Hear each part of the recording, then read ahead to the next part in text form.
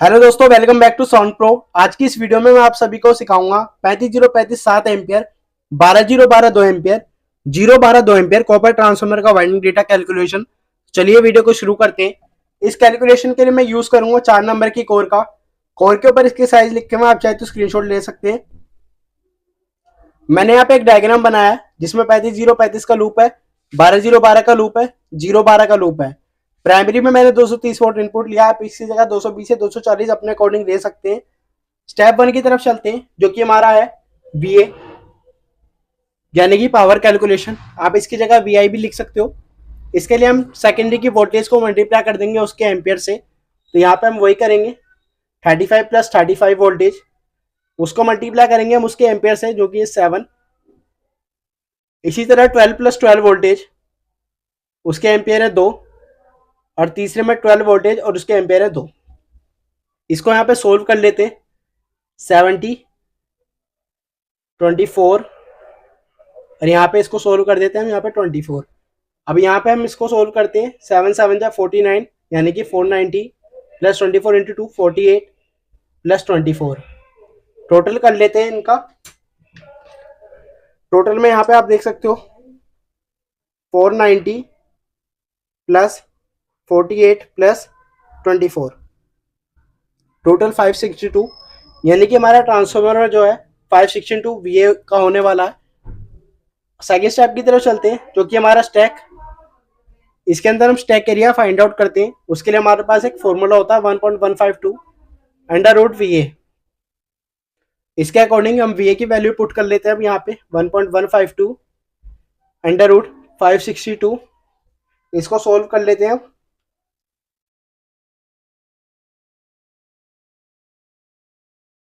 यहाँ पे आप देख लीजिए आंसर 27.3099। पॉइंट के आगे की 4 वैल्यू ले लेंगे, या फिर आप इसको राउंड ऑफ करके 0.31 लिख सकते हैं। अभी जो वैल्यू निकल के आई है वो है हमारी सेंटीमीटर स्क्वायर में। इसको हम कन्वर्ट करेंगे इंच में, क्योंकि आगे की कैलकुलेशन हम इंच में करने वाले हैं। इंच में कन्वर्ट करने के लिए हमारे पास फॉर्मूला होता है सेंटीमीटर स्क्वायर डिवाइड बाय 6.452। इसके अकॉर्डिंग वैल्यू पुट कर लेते हैं 27.3099। इसको डिवाइड कर देंगे 6.452 से। यहाँ पे इसको भी कर लेते हैं 27.3099 डिवाइड बाय 6.452। आंसर आप देख लीजिए 4.23। इसको राउंड ऑफ करके हम लिख सकते हैं 4.24 इंचेस, यानी कि हमें 4.24 इंचेस की स्टैक एरिया की रिक्वायरमेंट होगी इस ट्रांसफार्मर के लिए। तो अब इससे हम बॉबिन कैलकुलेट कर लेंगे। बॉबिन कैलकुलेट करने के लिए हम फॉर्मूला अप्लाई कर देंगे। Bobbin area equals to bobbin की लेंथ इंटू विड्थ। अब यहाँ पे हमें बॉबिन एरिया बराबर होगा स्टैक एरिया से, तो हम यहाँ पे वही लिख देंगे 4.24 इक्वल लेंथ हमें फाइंड आउट करनी है, तो उसकी जगह मैं लिख दूंगा एल। विड्थ हमें कोर की निकालनी है, तो कोर मैंने 4 नंबर की यूज करी, तो 4 नंबर की कोर की विड्थ होती है 1.5 इंचेस। तो इसके अकॉर्डिंग हम 4.24 के नीचे ले जाएंगे अब इस वाली वैल्यू को 1.5 को। यहाँ से हमें पता चल जाएगी लेंथ। अब इसको कर देते हैं 4.24 डिवाइड बाय 1.5। आंसर आप देख लीजिए 2.82, राउंड ऑफ करके 2.83 इंचेस, यानी कि हमें 2.83 इंचेस की लेंथ की रिक्वायरमेंट होगी इस बॉबिन के लिए। तो इसके अकॉर्डिंग हम बॉबिन सिलेक्ट कर लेते हैं 3 इंचेस इंटू 1.5 इंचेस की। अब यहाँ से हमें बॉबिन पता चल चुकी है, तो हम आगे की टीपीवी कैलकुलेशन कर सकते हैं। स्टेप 4 हो गया हमारा टीपीवी, ट्रांसफर वोल्टेज कैलकुलेशन। उसके लिए हमें सबसे पहले पता होना चाहिए ट्रांसफार्मर का सीए, यानी कि क्रॉस सेक्शन एरिया। उसके लिए हम बॉबिन का प्रोडक्ट कर लेते हैं, जो कि है 3 इंटू 1.5 इंच। इसको यहाँ पे कर देते हैं। आंसर देख लीजिए आप 4.5।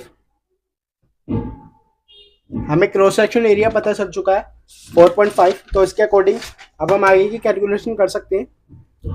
टीपीवी निकालने के लिए हमारे को 7.5 रूल होता है और एक होता है 8 रूल। 7.5 रूल हम न्यू कोर के साथ यूज करते हैं, 8 रूल हम पुराने कोर के साथ यूज करते हैं। 7.5 रूल के अकॉर्डिंग आगे की कैलकुलेशन करते हैं। 7.5 को अब हम डिवाइड कर देंगे ट्रांसफॉर्मर के CA से, तो जो वो है हमारा 4.5 इंचेस। तो 7.5 को हम जब 4.5 से डिवाइड कर देंगे तो आंसर हमारे पास निकल के आ गया 1.66। इसको राउंड ऑफ करके ले लेंगे 1.67, यानी कि हमें 1.67 टर्न्स लगेंगे पर वोल्टेज के लिए। अब हम इससे टोटल कैलकुलेशन कर सकते हैं। सेकेंडरी का फर्स्ट लूप जो कि 35035 का, अब हम इस 35 वोल्टेज को मल्टीप्लाई कर देंगे हमारे टीपीवी से, तो हमें टोटल टर्न्स पता चल जाएंगे। तो 35 को मल्टीप्लाई कर देंगे 1.67 से, इसी तरह से दूसरे भी 35 को मल्टीप्लाई कर देंगे हम 1.67 से।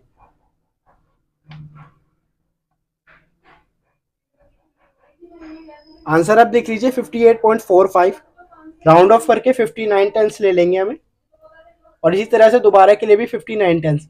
अब हमें 35 के लिए पता चल गया 59 + 59 टर्न्स की रिक्वायरमेंट होगी। इसी तरह से S2 भी कैलकुलेट कर लेते हैं जो कि 12012 का है। तो यहाँ पे भी हम 12 को मल्टीप्लाई कर लेंगे 1.67 से, और यहाँ पे भी 12 को मल्टीप्लाई कर लेंगे 1.67 से। यहाँ पे मैं आपको करके दिखा देता हूँ।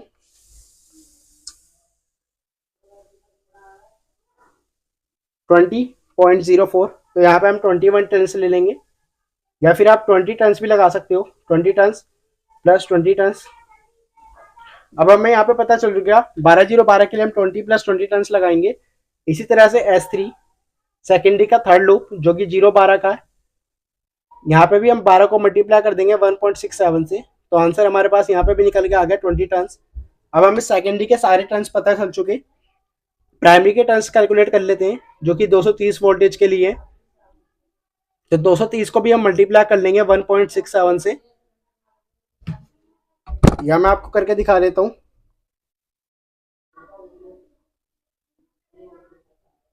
384 टर्न्स। प्राइमरी के भी टर्न्स हमें पता चल चुके हैं, यानी कि हमें प्राइमरी में भी 384 टर्न्स की रिक्वायरमेंट होगी। अब हमें टोटल टर्न्स पता चल चुके हैं हमारे कितनी वाइंडिंग के लिए कितने टर्न्स लगेंगे। तो फिफ्थ स्टेप की तरफ चलते हैं जो कि SWG wire selection. SWG wire selection करेंगे हम सबसे पहले सेकेंडरी के फर्स्ट लूप का जो कि 35035 7 एम्पियर का है। तो हमें 7 एम्पियर की वायर की रिक्वायरमेंट होगी। 7 एम्पियर के लिए हमारे जो बेस्ट वायर यूज करेंगे हम, वो करेंगे हम 17 SWG की, आप चार्ट में भी देख सकते हो। इसी तरह से IS2 जो कि 12012 2 एम्पियर का है, तो यहाँ पे हमें 2 एम्पियर की वायर की रिक्वायरमेंट होगी। 2 एम्पियर के लिए हम यूज करेंगे 21 SWG की वायर का।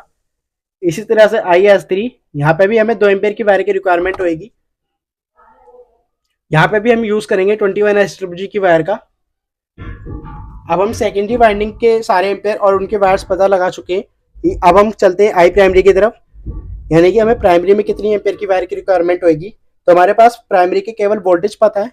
प्राइमरी के एम्पियर निकालने के लिए हम VA को डिवाइड कर देंगे VIN से, यानी कि ट्रांसफार्मर की पावर को डिवाइड कर देंगे ट्रांसफार्मर की इनपुट वोल्टेज से। तो ट्रांसफार्मर की जो हमारी पावर थी वो है 562। यहाँ पे हम 562 को डिवाइड कर देंगे 230 से, तो हमें पता चल जाएगी सेकेंडरी की प्राइमरी के एम्पियर। तो यहाँ पे हम कर देते हैं, आंसर आप देख लीजिए 2.44।